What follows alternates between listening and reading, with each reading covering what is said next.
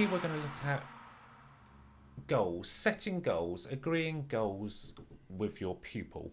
So things to consider, and I'll go through and I'll talk about these points as we go through to sort of help you develop these skills. Like I say, when you get in car with your trainer, these things you can look up, read on, and I'm going to guide you on that today. So, okay, so skills, agreeing the goals. So points to consider when you're developing this skill. So basically, it's going to be based on the needs of your pupil, not necessarily what they want. So you've got to weigh up what the pupil needs versus what they want. So what is the difference? Well, when you're agreeing goals, you want to do something that your pupil actually is going to benefit from. You know, how do they really know what they need at this point? You know, they might have ideas. You could ask them sort of things, what do you want to do today? And they might say something that's a little bit above their skills, and they might struggle with that. So as the instructor, it's your skill of knowing what that pupil at that particular moment in their journey of learning to drive will actually need. So for example, if they were saying, well, I'd really like to, I don't know, do roundabouts today, it might be because their friend's done it and that they think, oh, they might be a bit behind and that's what they want to do. But this particular pupil might be struggling with steering and would benefit from a lesson or part of the lesson, a few minutes focused on steering to develop that skill, or changing gears, for example. So they might need some more control-based training rather than a specific subject, because like I say, the pupil, how do they really know what they need? That's your skill as the instructor to identify those needs. So often the needs will be based on how the pupil's performing. So by looking at their drive, identifying any faults that they make will help you focus on their needs, because when learning to drive, like anything you're learning, it's in stages, and you don't want to jump to this level before you can do this bit. Like the saying, you don't want to run before you can walk. So you need to build up in layers to give you the skills to do the things that they might want to do. So hopefully that made that clear. So it's definitely based on what the pupil needs, and that's your job to kind of identify that, and not always what the pupil wants. So next point there, often you can use this on what happened last lesson. So when you're going to do your standards check or your part 3, think about how they did last lesson on the drive to the test centre that morning.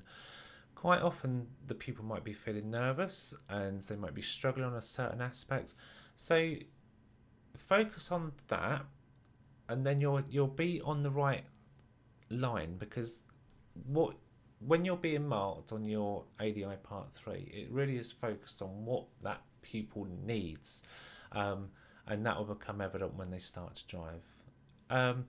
Other sources you could look at to help you sort of identify the needs of the pupil are a reflective log. So if your pupil at the end of last lesson, if you're keeping a reflective log from them, encourage them to do that, and then you'll get some inspiration about what actually was happening last lesson, what you can be doing this lesson, and that will really help. So you can either have a paper-based reflective log, or you can use an app. There's apps now you can use where the pupil can sort of go away and do that in their own time, or do it at the end in the car, which is good, because you're really getting the people to hold a mirror up to themselves and sort of think, well, how are they doing? How did they feel? What was going well? What wasn't going so well? So that's a good source when setting goals around the pupil's needs. We need to talk about what is client-centered. There's a lot of talk about that you need to deliver a client-centered lesson, and often this is quite widely misunderstood amongst ADIs and PDIs when doing their standards checks or part 3 tests. So what does it mean? It basically goes back to the first point. It's client-centered is around what they need and not what they want. So we don't want to have a lesson that's instructor-led i.e. something you want to do. You know, often we hear of instructors that have planned a lesson, you know, 3-4 weeks before their test, and even before they've picked a pupil, where they want to do roundabouts because it's their best subject. And that sort of has cut the pupil out of the whole equation there. So now that is an instructor-led lesson. We don't want any like preset lessons as well, that, you know, we're going to do this in 5 minutes, and then after that we're going to do this, and we've got to keep to this schedule, because that just isn't client-centered. We don't know how your pupil is going to react to training. They might excel and you might need to be raising the bar. They might be struggling and you might need to lower the bar. So you're always looking to adapt and meet the needs of that pupil. So that's client-centered. Client-led is something we want to avoid, and that's like doing what the pupil wants. So for example, saying, what do you want to do today? I want to do roundabouts. Okay, great, let's go do roundabouts. And they're so out their depth, it's not a safe lesson, learning's not taking place, they're struggling rather than learning.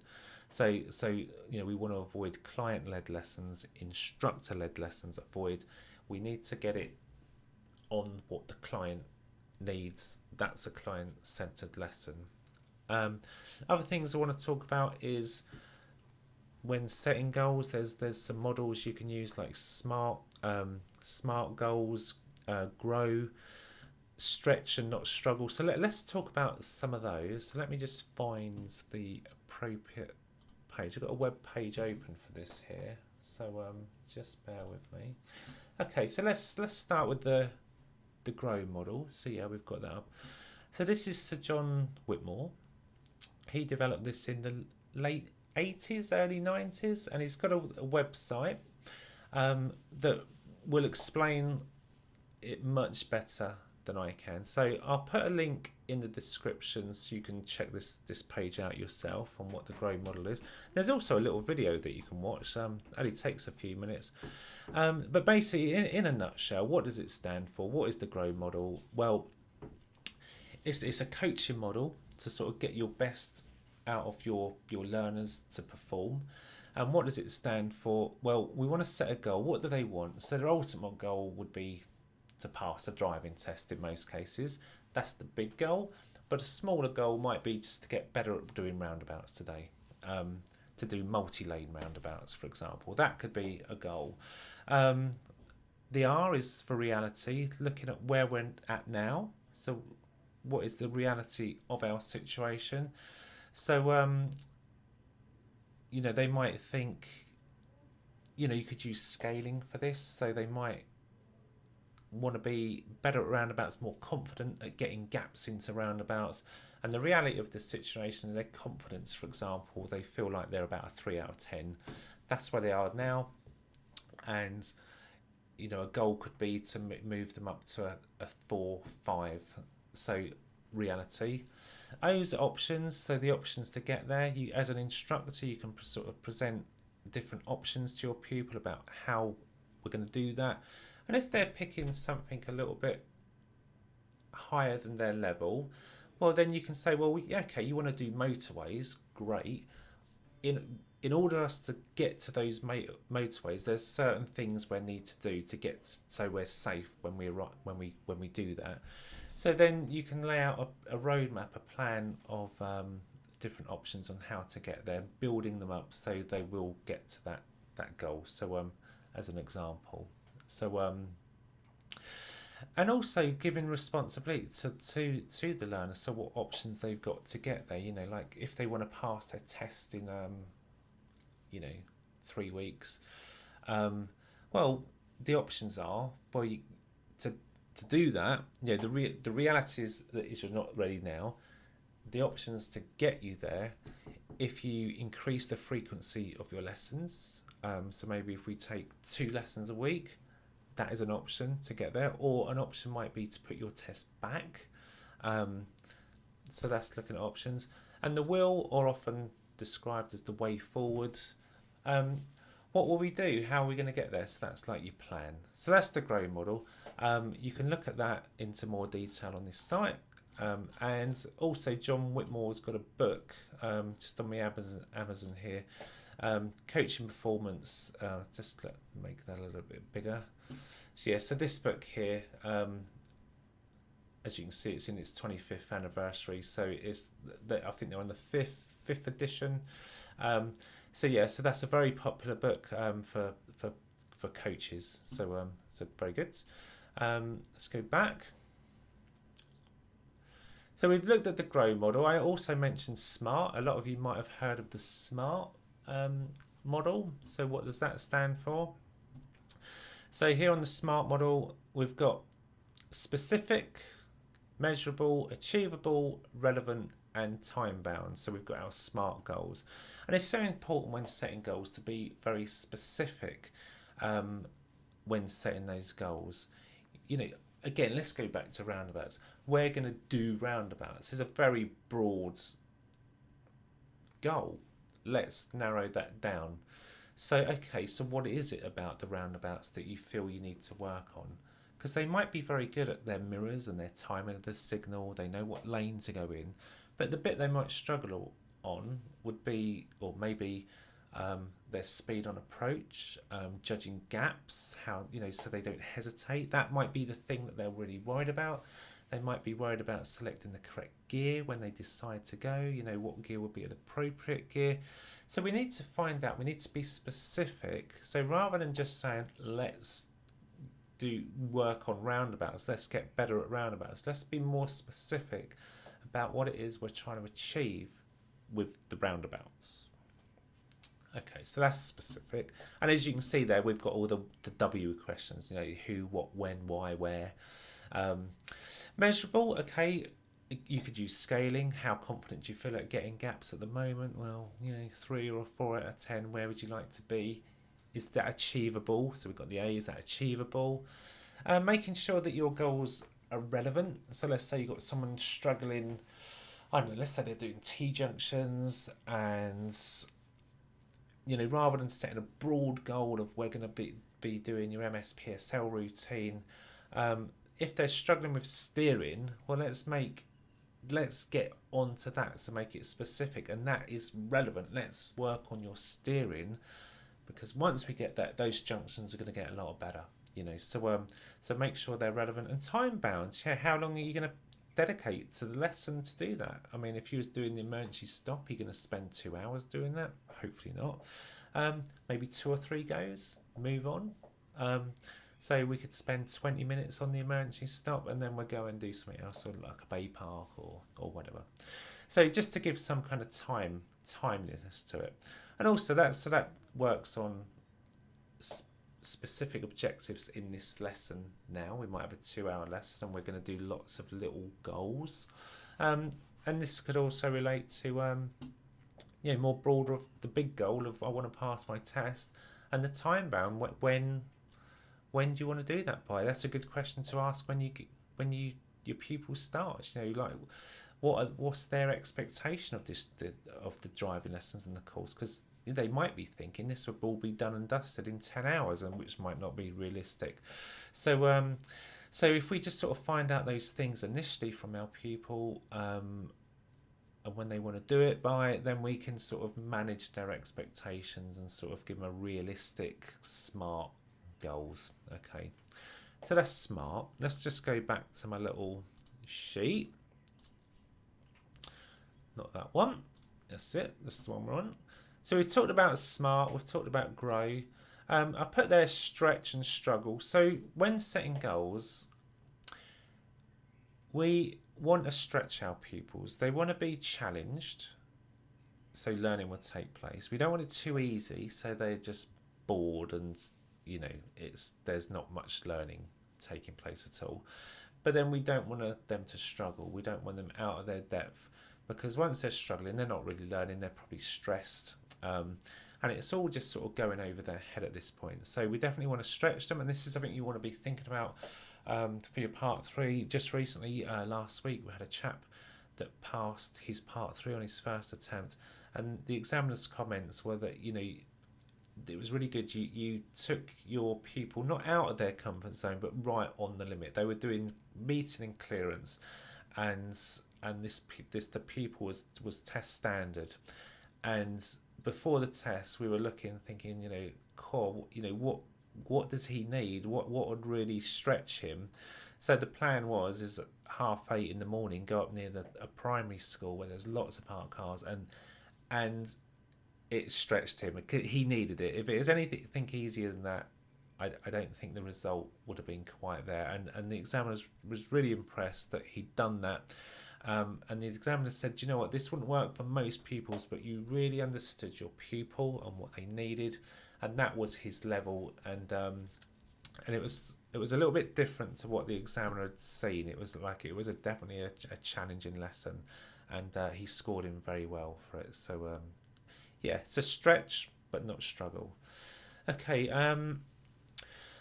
what does the pupil want to achieve by the end of the stage? So that's a good question. What do they want? What will success look like with the roundabouts?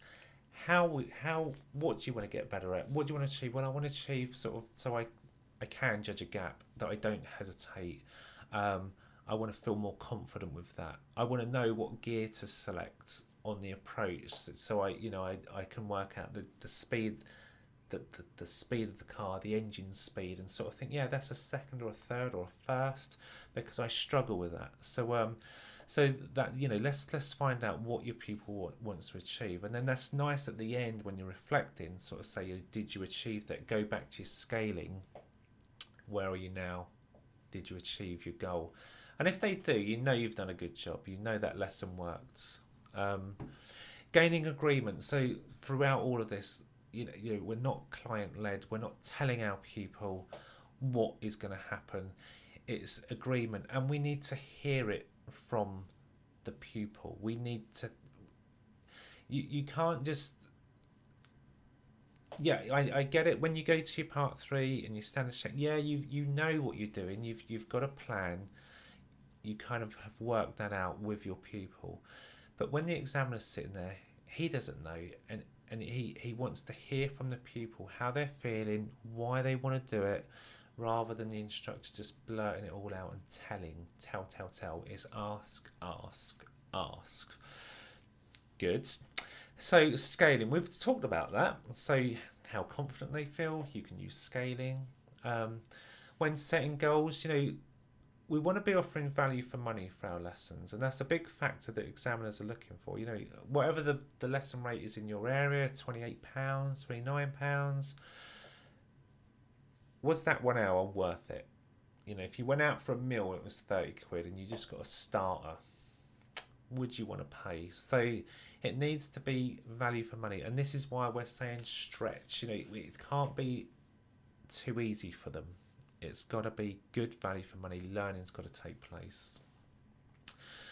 Okay, adapt the lesson as soon as it's appropriate to do so. So we often talk about levels of instruction, whether you're guiding or giving a full talk through to prompt into independent, and you need to adapt as that lesson goes through quickly when it becomes appropriate. So if your pupil's struggling with steering on those roundabouts, then adapt the lesson, focus on the steering, give them the help they need, maybe give them back to a talk through or whatever it is, but adapt and react to the pupil, because then you are meeting the needs of the pupil, rather than a fixed plan that you've written down before. I'm not saying don't write a plan down.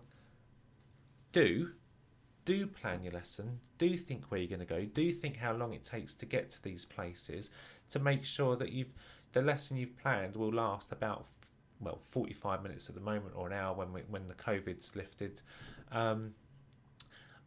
so that you're not trying to bite off too more than you can chew. It's a skill to plan lessons.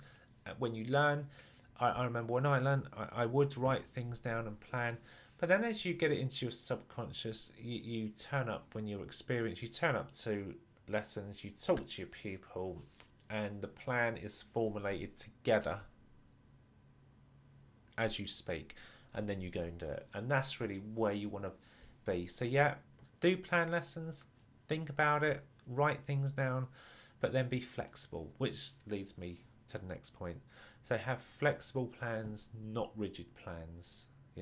Be prepared to change. If you don't, you'll fail. Simple as that. You will fail if your pupils sort of going that way and you're going that way, sticking to the plan rigidly, you are not going to pass a Part 3 or standards check. Simple as that. What have we got next? Goals. Break things down into bite-sized chunks. As I've already said, so this is being the specific part, isn't it? So don't take roundabouts. Take it as MSPSL, and what bits of MSPSL are you looking at? So the example I used, the judging a gap, well, we're into LADA there, aren't we? The gears, for example. So yeah, so break things down into small, manageable chunks for your pupils. When you do your Part 3, it's only an hour or a 45-minute lesson. How much can you realistically achieve in that? So don't try and do too much. Have some good, smart goals. Work on them, and if they get done, then move on. Raise the bar, move on. If they struggle, then you can just adapt and change. So yeah, don't try and bite off too much than you can chew. So that's sort of my points. There'll be some questions. So I put these in the description. So there's some questions there just to check your understanding. And these are maybe things you could fill out and take along to your training when you're getting cards. Sort of say, yeah, I've understood that. And the resources that I've used today. So I've put the 2 links for the Grow and the the Smart Goals, and also some other books that I haven't mentioned. I'll just go back to that web page. Bear with me.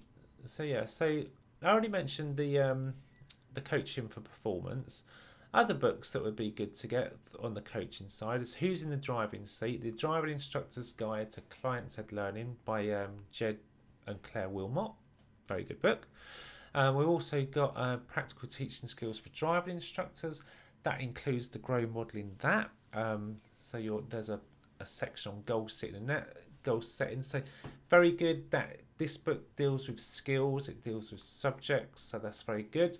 And from the same author, John Miller, we've got the Driving Instructor's Handbook, very good book, as well as the other ones that you'd expect to have as Know Your Traffic Signs, Highway Code, DES. So for the coaching side, we're really looking at these top 4, which would be really beneficial to you. So that really concludes my little chat on setting goals. Actually, it doesn't. It doesn't actually. There's something else I wanted to talk about. Where do we go to? Where do you go to find out what examiners want? What do examiners want when you're doing your Part 3 or your standards check? So you probably know this already. So we can look at the ADI 1 document. So if you Google that, ADI 1, this will come up. And if we just go down to the contents, so we've got the Part 2, the Part 3. We're interested in Part 3 at the moment, so we'll just go on that. And if we scroll down, you'll see a marking sheet, which I no doubt you're all... Oh, look, before we get to that, there's a reflective log, so what went well. So you could use that as a template. What didn't go so well today? What would you do to improve? Any notes? That's a good template for a typical reflective log. There's the Part 3 marking sheet.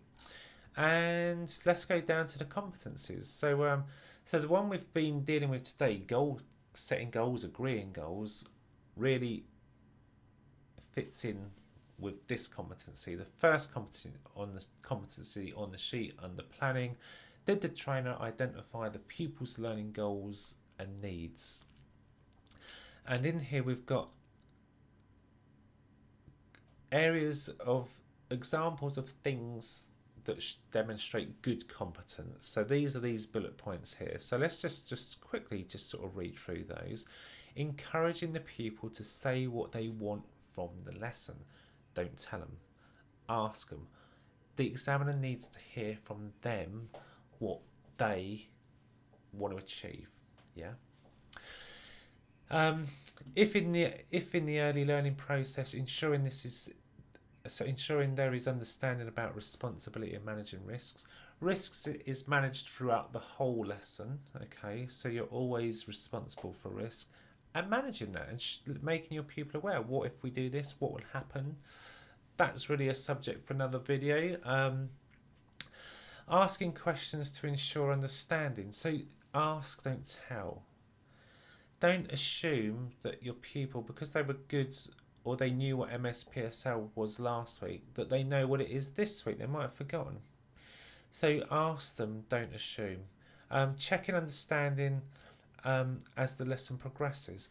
So, you know, are you okay now? Are you judging those gaps better? So how are you doing that? Oh yeah, I'm using the blockers. Oh, okay, right. So let's hear from them. Don't tell them, yeah, well, good, you're using the blockers now. You're much better. Ask. Listening to what the pupil is saying.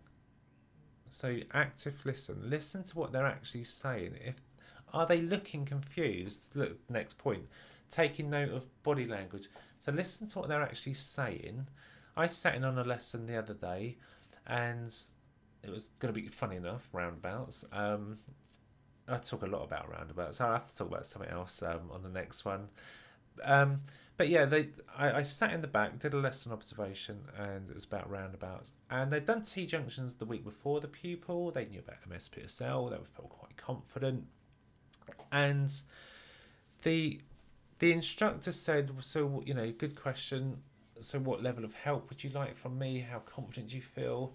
And the pupil said, well, you know, yeah, I'll have a go, yeah, because they were going to go to turn left round the block on some roundabouts. So the pupil said, well, yeah, I'll have a go at that. Yeah, I think I'll be all right. The instructor then said, okay, so I'll give you a full talk through. Didn't listen. So instructor led. The instructor had a preset plan of what he wanted to do, that he wanted to give a talk through and then go transition to guided, prompted, and then the independent if the pupil got it. And yeah, so if you're going to ask a question, you've got to listen to the answer and see what the pupil do. You've got to manage risk, so you know you have to set that up so it's safe. You know you've got to understand the limitations of your pupil and be in control. I'm not saying that, but yeah, listen to the pupil and the body language. You know, they might be saying, yeah, I'm fine, but their facial expressions are saying that they don't get it, you know. Or you ask them a question, you're fine with that, aren't you? And they're like, I think so. So ask them another question. Do you understand? So tell me how you're going to do that then. Like what, you know, it's just find out if they understand. So let's just have a little look at the examples of where the competency is lacking. So making assumptions about understanding or experience. So you can't assume just because your pupil was good at roundabouts or a Bay Park last week that they're going to nail it this week. You can't assume that. You've got to ask them how they feel, what they're going to do, and don't make assumptions. So the examiner, when he sits in the back, he's in got a good advantage over you because he doesn't know that pupil, so he can't make any assumptions about the pupil. You can't sort of fall back and sort of say to the examiner at the end, oh, you know, but my pupil knew that, or they normally do that really well. Well, do they obviously they could have done, but they're not doing it this week.